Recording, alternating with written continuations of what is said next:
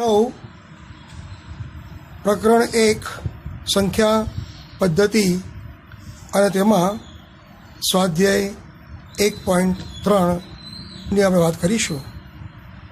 સૌ પ્રથમ 1.3માં દાખલો પહેલો, નીચેની સંખ્યાઓને દશાંશ સ્વરૂપમાં લખો અને તે કેવા પ્રકારની દશાંશ અભિવ્યક્તિ છે તે જણાવો. દાખલો પહેલો, તમે જો 36/100 છે. જો છેદમાં 10, 100, 1000, 10,000 આવી સંખ્યાઓ હોય તો દશાંશ અભિવ્યક્તિ ખૂબ જ સરળ પડે છે. તો દશાંશ ચિહ્નની સ્થાન કિંમત તમારે મૂકી દેવાની, એટલે એકમ, દશક અને 100. છેદમાં 100 છે એટલે આ રીતે આપણે 0.36 એ દશાંશ સ્વરૂપ કહેવાય. દાખલો બીજો, 1/11. હવે અહીં તમે જુઓ 1 ને અંદર અને 11 ને બહાર, તો અહીંયા 11ના ઘડિયામાં 1 નહીં આવે. હવે 10 લઈએ તો પણ ભાગ નહીં ચાલે. તો 11 9 99. 1 ફરીથી 2 0 લગાડો, ફરીથી ભાગ નહીં ચાલે. 11 9 99. તો આમ 1/11 લઈએ છીએ તો 0.090909 એમ 2 અંકો પુનરાવર્તિત થાય છે. તો આ પ્રકારની સંખ્યાને અનંત આવૃત કહેવાય. અને એને સંકેતમાં આમ પણ લખી શકીએ 0.0912. 0.0912.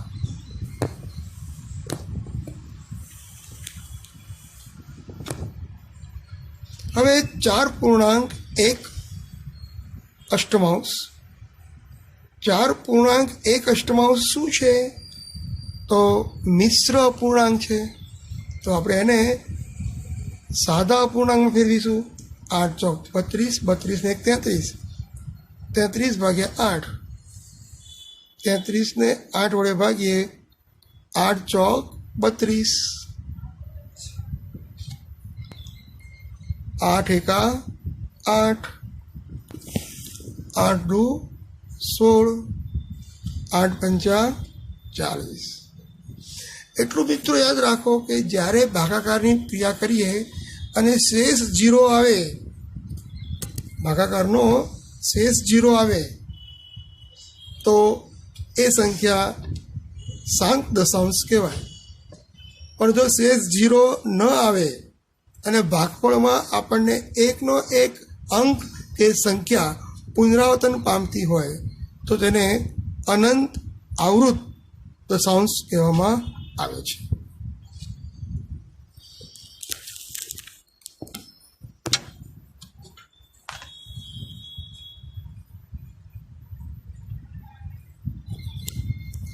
હવે દાખલો ચોથો, 3/13.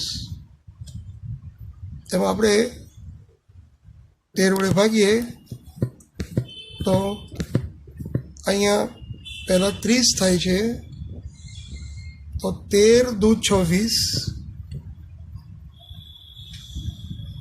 13 તરી 39,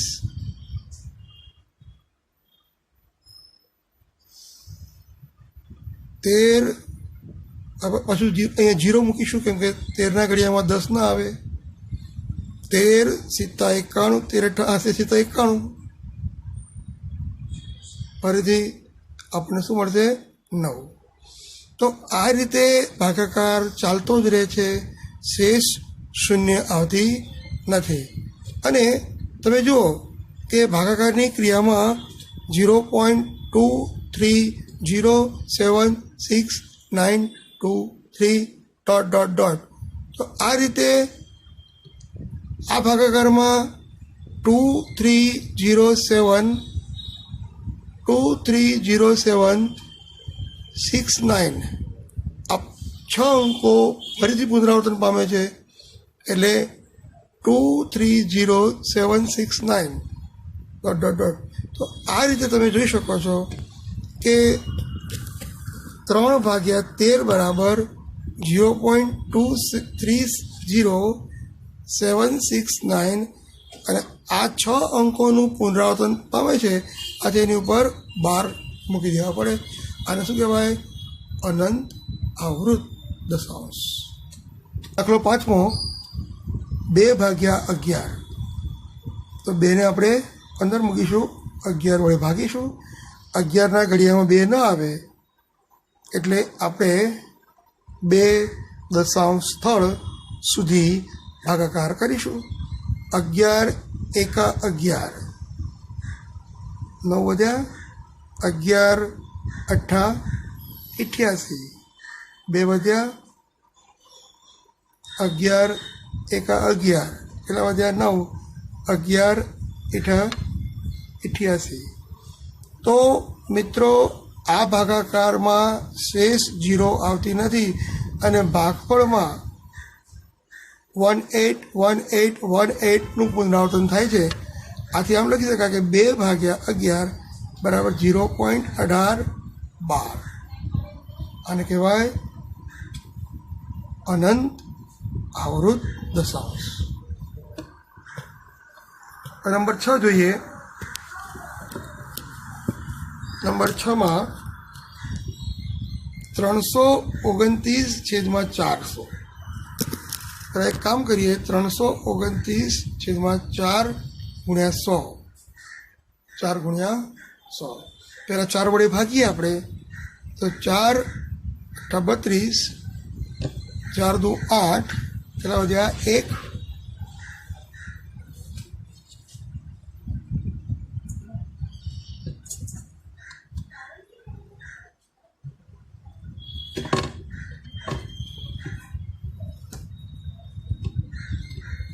4 એકા 4, 4 દુ 8 અને 4 પંચા 20. મિત્રો અહીંયા 329ને 4 વડે ભાગીએ તો 82.25/100 છે. તો એકમ, દશક અને 100 0.8225.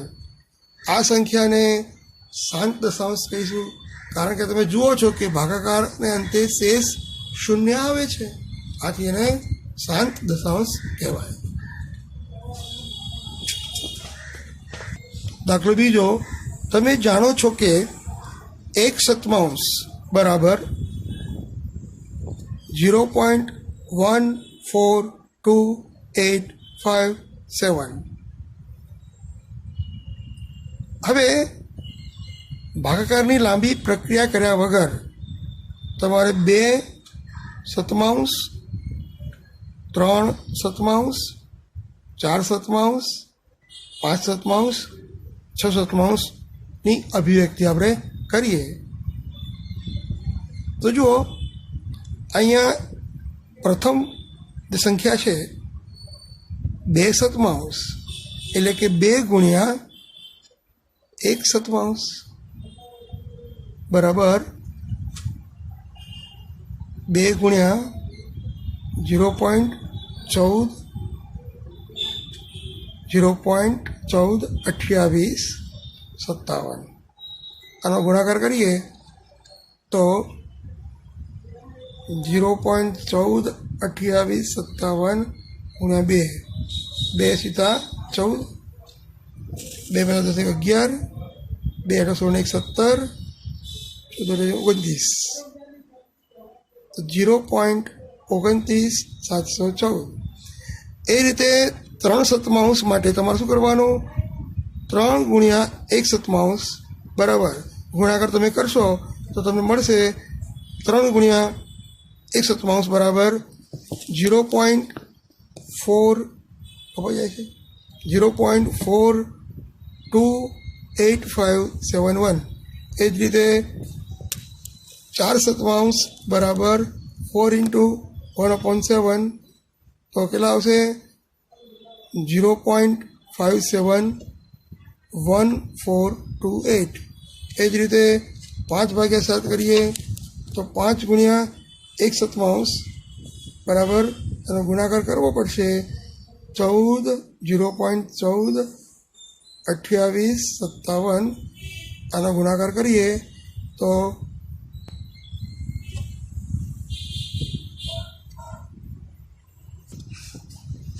5/7 બરાબર 5 ગુણ્યા 1/7 બરાબર 5 ગુણ્યા 1/7 કિંમત કઈ છે 0.142857. તો અહીંયા 5 વડે ગુણીએ 0.714285. આ બધી જ કિંમત ઉપર આપણે શું મૂકવું પડશે 12 મૂકવા પડશે, કારણ કે દરેકે દરેક પદમાં આપણે સંખ્યાનું પુનરાવર્તન થાય છે. હવે એ જ રીતે 6/7 એટલે 6 ગુણ્યા 1/7 બરાબર આનો ગુણાકાર કરીએ તો 0.857142. તો આમ આપણે ભાગાકારની પ્રક્રિયા કર્યા વગર ડાયરેક્ટ 2/7 3/7 4/7 5/7 અને 6/7 કિંમત શોધીએ. દાખલો ત્રીજો, પી પૂર્ણાંક હોય, ક્યુ શૂન્યતર પૂર્ણાંક હોય તેવા પી ભાગ્યા ક્યુ સ્વરૂપમાં નીચેની સંખ્યા દર્શાવો. મિત્રો, આ રીત માટે હું તમને એક ટેકનિક આપું છું. એ ટેકનિક પહેલાં શીખી લઈએ.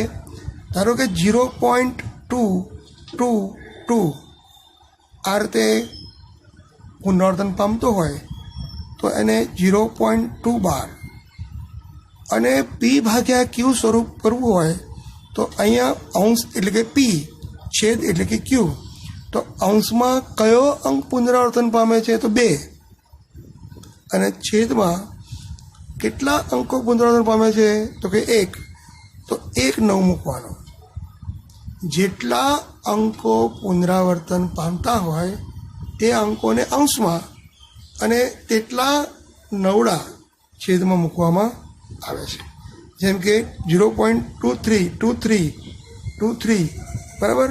તો અહીં 0.2312 બરાબર શું આવશે 2399. એ જ રીતે 0.235235 તો અહીંયા 0.235 એમ 3 અંકોનું પુનરાવર્તન થાય છે. એટલે એ પુનરાવર્તન થતા અંકો ઉપર લખવાના 235 અને 3 અંકો હોવાથી 3 નવડા મૂકવાના 999. હવે આપણને જે દાખલા આપ્યા છે એ જોઈએ. 0.612 બરાબર કયો અંક પુનરાવર્તન પામે છે તો કે છે 6, અને કેટલા અંકો પુનરાવર્તન પામે છે 1. તો 1 જ નવડો આવશે. 0.47 0.472 આવું છે. અહીંયા 0.4 અને પછીનો અંક પુનરાવર્તન થાય છે બરાબર 0.472. એટલે અહીંયા આપણે એક કામ કરીશું. પહેલાં 0.4 વત્તા 0.072 આમ લખીશું. તો 0.4 વત્તા અહીં તમે જોઈ શકો છો કે આપણે આપેલ સંખ્યાને પહેલાં તો 10 વડે ગુણવા પડે. એટલે થોડું આપણે ફરી રિપીટ કરીએ. 0.472 આ એક્સ બરાબર છે. આવી સંખ્યામાં તમારે પી ભાગ્યા ક્યુ સ્વરૂપમાં તમારે પુનરાવર્તિત કરવી હોય તો દશાંશ ચિહ્ન પછીનો અંક પુનરાવર્તિત હોવો જોઈએ. અહીં દશાંશ પછીનો 4 છે એ પુનરાવર્તન પામતો નથી. એટલે બંને બાજુ આપણે શું કરીશું 10 વડે ગુણીએ તો 10x બરાબર 4.72. 10x બરાબર 4 વત્તા 712 0.72. 10x બરાબર 4 વત્તા 7નું પુનરાવર્તન થાય છે છેદમાં 9. તો 9 ચોક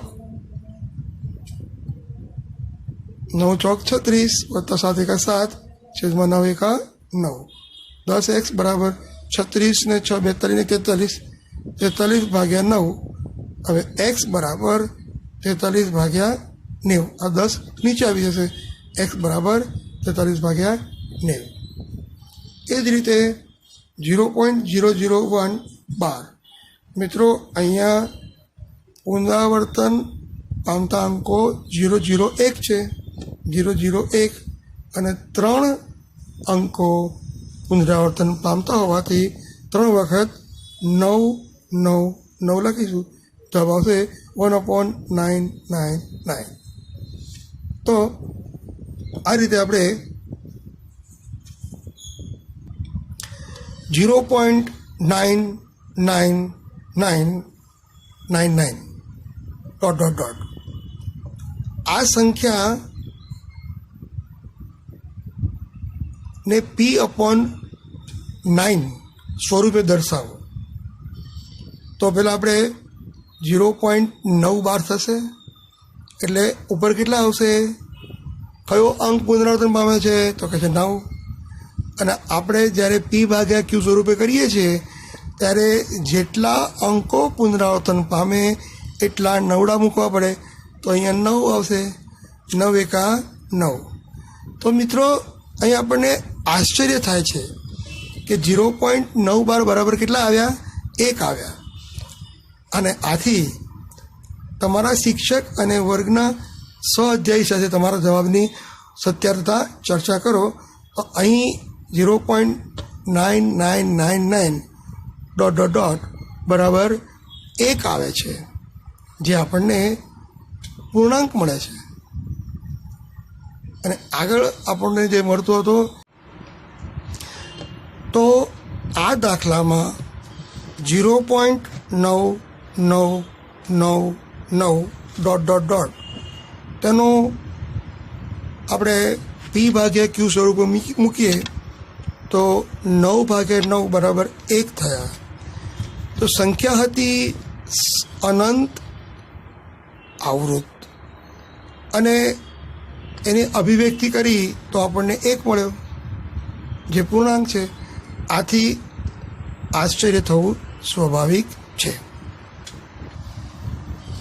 દાખલો 5મો 1/17 દશાંશ અભિવ્યક્તિમાં પુનરાવર્તિત અંકોની સંખ્યા વધુમાં વધુ કેટલી હશે તમારો જવાબ ભાગાકાર કરીને ચકાસો તો 1/17 છે બરાબર એમાં પુનરાવર્તન થતા અંકો 16 છે બરાબર એટલે જો પોઈન્ટ પછી આપણે 17 વડે ભાગાકાર કરીશું અહીંયા ભાજ્ય 1 છે ભાજક 17 છે 1ને 17 વડે ભાગતા પુનરાવર્તિત અંકોની સંખ્યા વધુમાં વધુ 16 મળે છે જે નીચે પ્રમાણે છે તો આ ભાગાકાર આપણે કરીએ તો આપણને જુઓ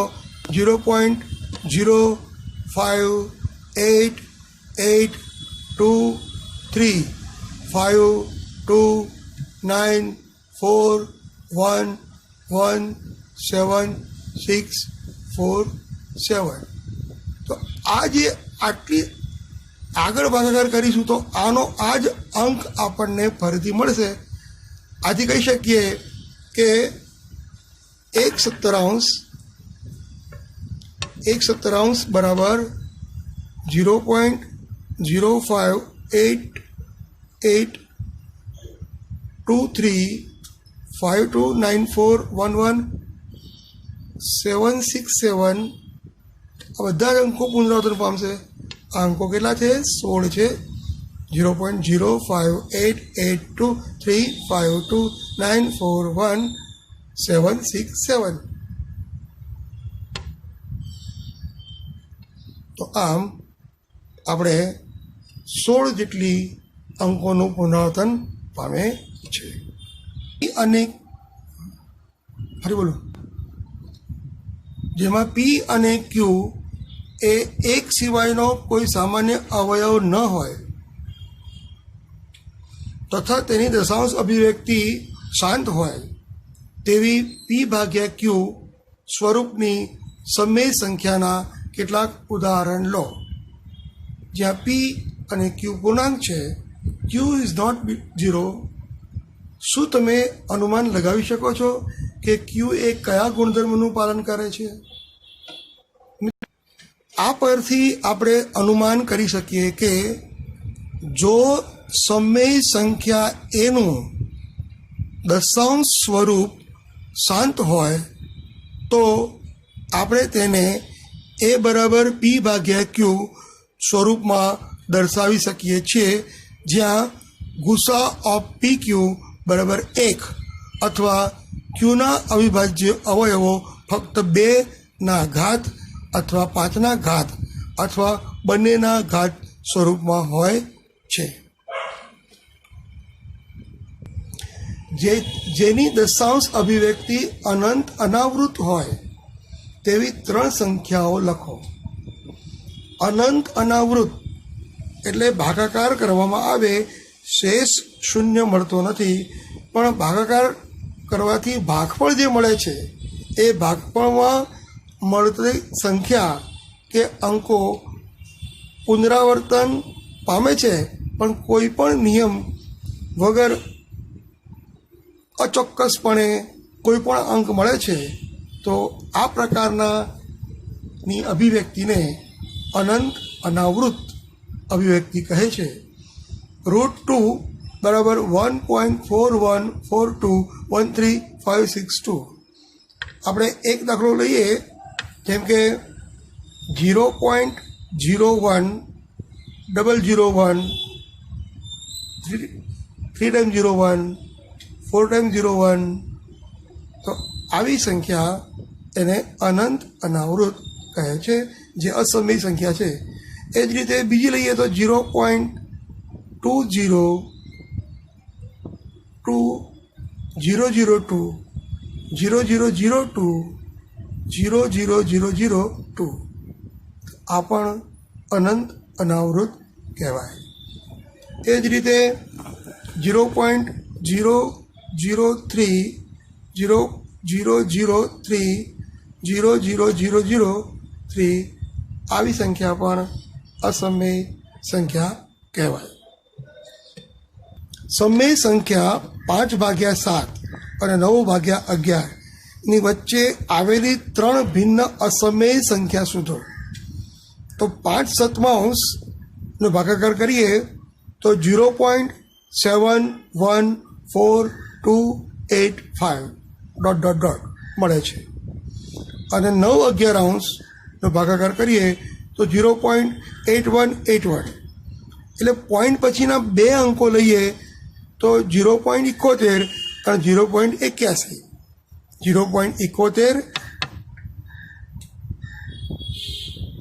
0.71 અને 0.81.